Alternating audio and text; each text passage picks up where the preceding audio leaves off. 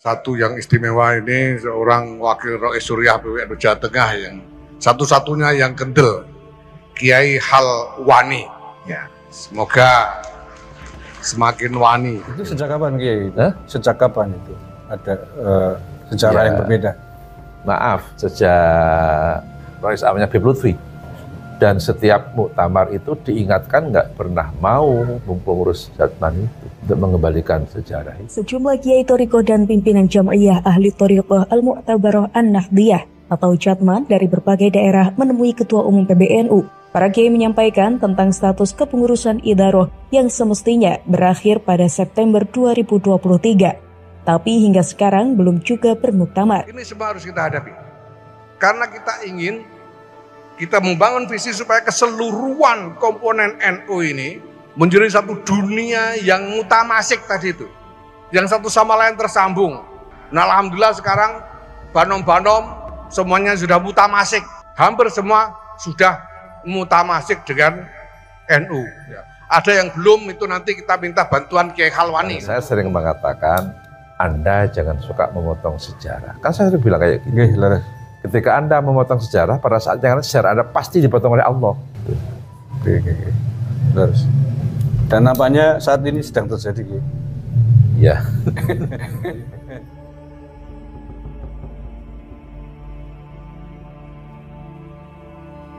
Tentang sejarah berdirinya Jatman, yang saya tahu diantaranya bahwa pelopor pendirian Jatman, organisasi yang menaungi para guru mursyid dan ahli thariqah di Indonesia, kan organisasinya namanya Jatman kayaknya. Ya. Di antara pelopornya adalah mbahnya panjenengan, Romo Kiai Haji Bapak saya. Bapak panjenengan Ya. Romo Kiai Haji Nawawi almarhum. Ya. Tapi saya juga sempat mendengar katanya ada sejarah versi yang lain gitu. Mungkin Pak Kiai bisa menjelaskan. Jadi awal berdirinya tarekat secara rohani esoteris itu pemrakarsa berdirinya Jami'ah Thariqah tahun 57 itu 4 orang kiai. Kiai Muslih Meranggen, Kiai Nawawi Berjan Purworejo, Kiai Haji Mandur Temanggung, dan Kiai Haji Masruhan Eksan Meranggen. Semuanya itu Qadiriyah semua. Maka tahun 56 dibentuklah panitia kongres. Di rembukannya di Berjan Purworejo. Karena pendirinya itu orang Qadiriyah semua, maka kopnya berbunyi Panitia Kongres Alim Ulama Ahli Thariqah Qadiriyah Naksabandiyah Indonesia, begitu. Oh, awalnya khusus Qadiriyah Naksabandiyah. Qadiriyah.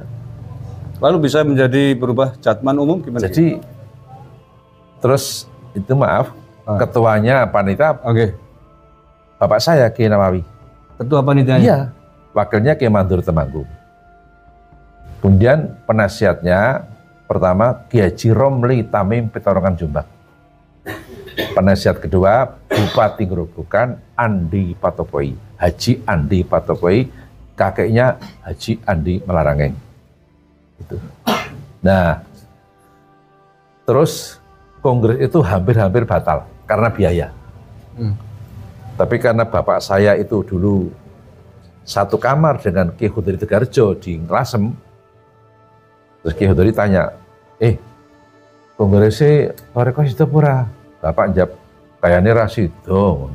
Mbah Khudri, ojo kaya ngono, wale-wale rembukan kok rasido mirang-mirangke. Mbah Khudri, bapak saya, lah biayane kepiye? Mbah Khudri, wis aku sih golek biaya.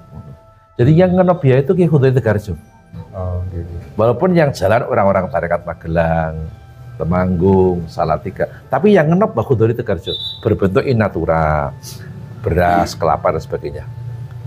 Berlangsunglah kongres Tegarjo. Ternyata di luar Qadiriyah yang datang banyak. Ada Syadiliyah, Satoriyah, Kholidiyah dan sebagainya. Maka kopnya dirubah. Kongres Alim Thariqah Mu'tabarah Indonesia belum Jatman waktu itu namanya. Terus para ulama mencari figur Rois Akbar. Para ulama akhirnya ada istikharah.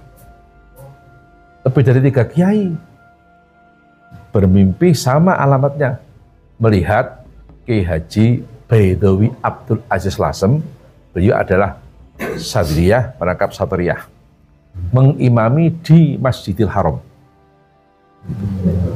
Akhirnya para kiai-kiai minta kesediaan Mbah Dawi menjadi Rais Akbar pertama. Tahun 57 ya? 57, Komisi Tegarjo. Kemudian ketuanya almarhum Kiai Haji Zubair Umar Jalani dari Salatiga, mantan rektor YIN Semarang. Oh, iya. Jadi Qadiriyah.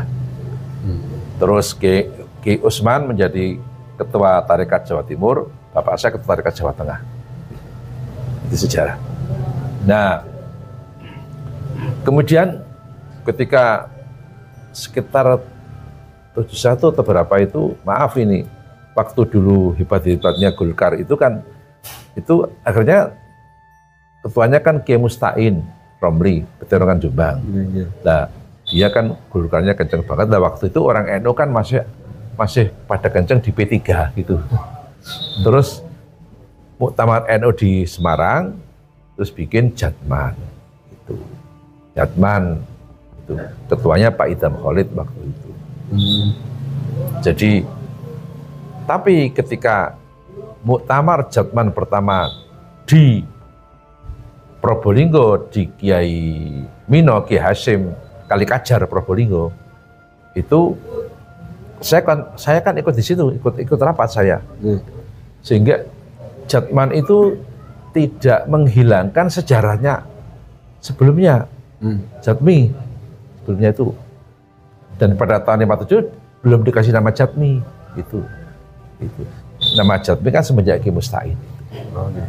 Walaupun waktu itu berbeda politiknya, tapi keputusan kongres di Kalikajar itu tidak menafikan, sehingga kongres Jatman pertama di Kalikajar namanya bukan muktamar pertama, ya kelanjutan dari Tegarjo itu, kalau kelima keenam gitu.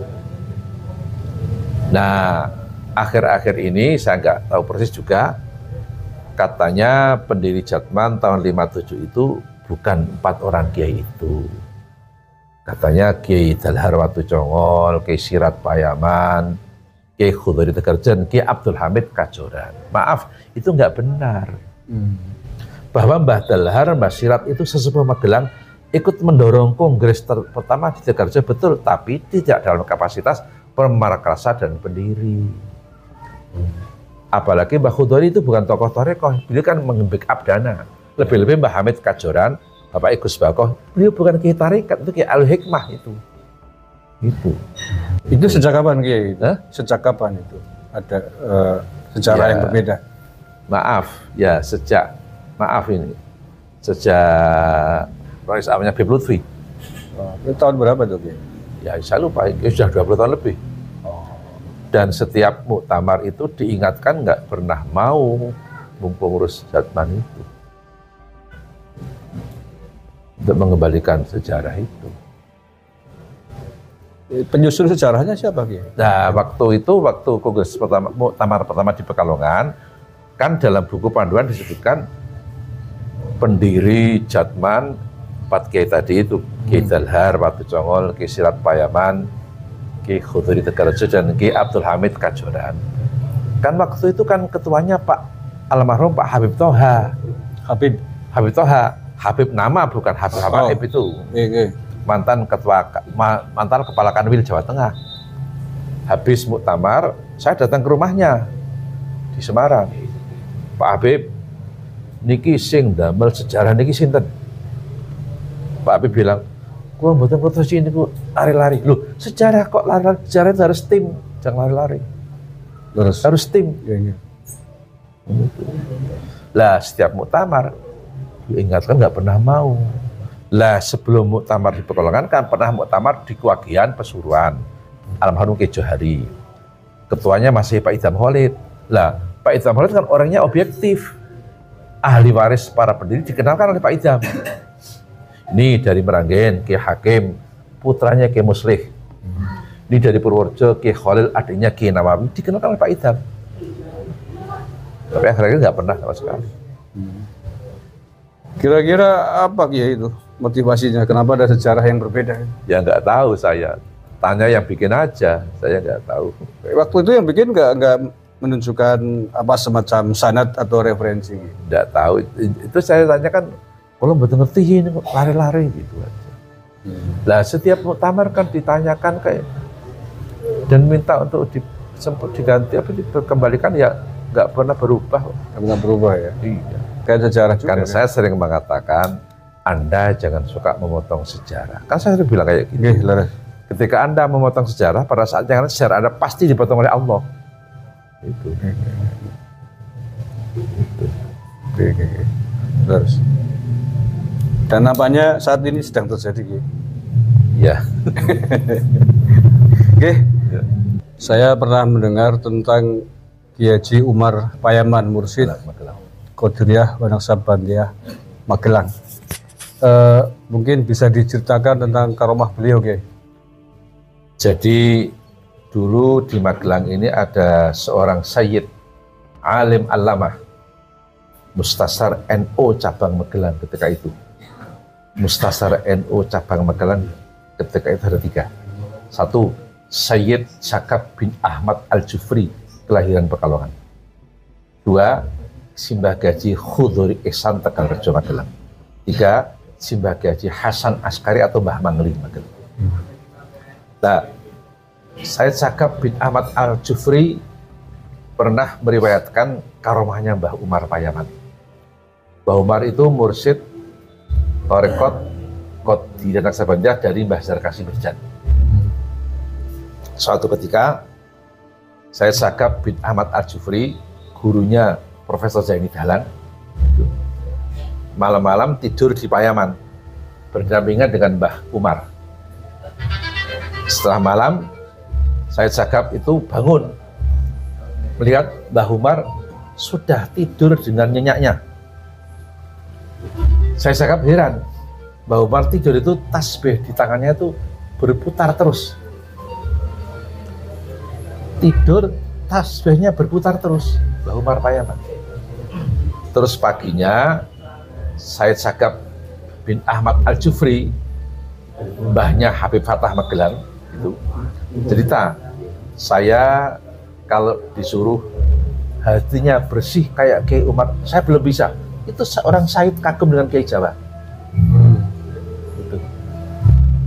Akhirnya Sayyid Syakab menganjurkan para Kiai di Magelang untuk masuk tarekat kepada Kiai Umar Payaman. Itulah sejarah Kiai Umar Payaman. Beliau mursyid Qadiriyah Naksabandia dari Mbah Zarkasi Mirjan. Langsung dari Mbah Zarkasi? Ya, jadi Mbah Zarkasi itu mengangkat mursyid pertama 4. 3 dari Magelang, 1 dari Purworejo, yang di luar keluarga. Yang dari Purworejo, Ki Haji Sirat, yang akhirnya bermukim di Johor, Malaysia. Itu asli Purworejo, di Sambuntit. Yang kedua, Ki Haji Umar Payaman. Yang ketiga, Kiai Haji Muzakir Kauman Muntilan, kakaknya Mbah Dalhar, tunggal ibu. Yang ketiga, Ki Haji Zarkasi Bengkung Secang. 4 inilah mursyid pertama dari Mbah Zarkasi di luar keluarga. Gitu. Kalau Mbah Zarkasi kan langsung dari Syekh Abdul Karim Banten ya, Kiai? Betul. Terus selain Mbah Zarkasi yang sekurun, yang langsung dari Syekh Abdul Karim Banten, Syekh Asnawi Caringin Bogor. Terus Syekh Ibrahim Lumbung Meranggen. Dan ada di Surabaya Mbah Khalil, bukan Mbah Khalil Bangkalan tapi Mbah Khalil Surabaya ke bawah ke Hasbullah, terus ke Kiai Romli Peterongan. Nah, Syekh Abdul Karim itu dari Syekh Ahmad Khatib bin Abdul Ghaffar, Sambas, Kalimantan Barat. Jadi Syekh Ahmad Khatib itu punya murid di Jawa, menjadi mursyid tarekat yang masyhur ada 3. Pertama, Syekh Abdul Karim Banten. Kedua, Syekh Nawawi Banten. Ketiga, Syekh Toha Kalisabuk Cirebon. Itu gurunya Abah Sepuh Suryalaya. Oke, matur nuwun, Kiai. Ya. Terima kasih.